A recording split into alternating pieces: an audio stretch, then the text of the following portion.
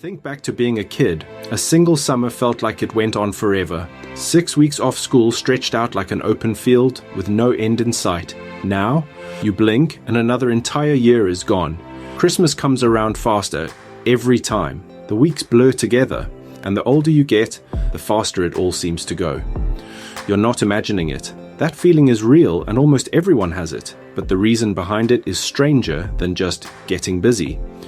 Your sense of time is being quietly rewritten by your own brain, and once you see how, you can actually slow it back down. Let's start with the simplest answer. It's called the proportional theory, and it goes back over a century to a thinker named Paul Janet. The idea is this: your brain measures a stretch of time against the total time you've already lived. When you're 5 years old, 1 year is a fifth of your entire life. It's enormous. A huge, sprawling chunk of everything you have ever known.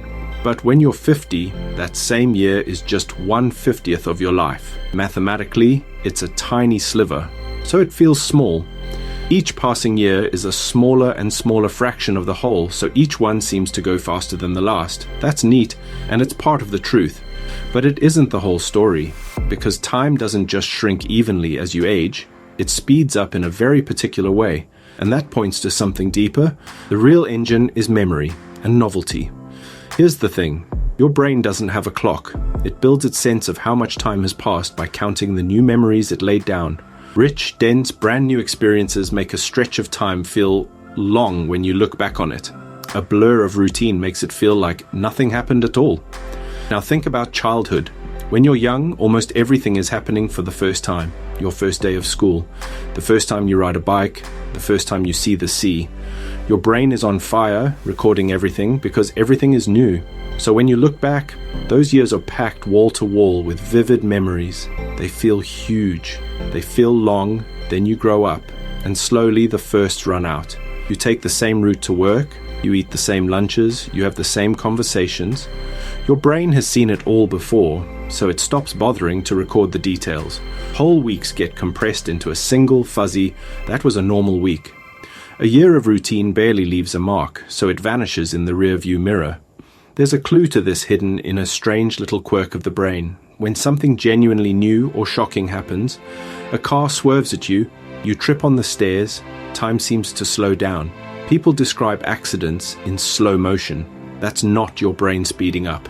It's your brain recording in extreme detail, packing the moment with information. More detail, more memory, and the moment feels longer. Novelty literally stretches time. So here's the unsettling part. The reason your years are flying by isn't that you're running out of time. It's that you're running out of new things. Routine is comfortable. It is also a kind of slow erasure. The more your days look the same, the less your brain bothers to save, and the faster your life appears to disappear behind you. But this is exactly where it turns hopeful. Because if time speeds up when life gets repetitive, then you hold the controls. You can slow it back down, not by doing more, by doing different. Take a new route home. Learn something that makes you clumsy again.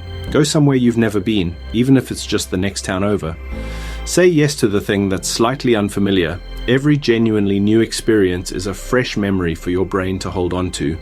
And a year full of those will feel long and rich when you look back, the way your childhood summers still do. Time isn't actually accelerating. Your life is just getting more predictable, and the antidote isn't to panic about the calendar. It's to keep giving your brain something new worth remembering. So the next time a year slips past and you wonder where it went, you'll know. It didn't go anywhere. You just didn't make enough memories to fill it. If your own mind just got a little stranger to you, subscribe to Mindwire. There's a brand new one waiting for you every single week.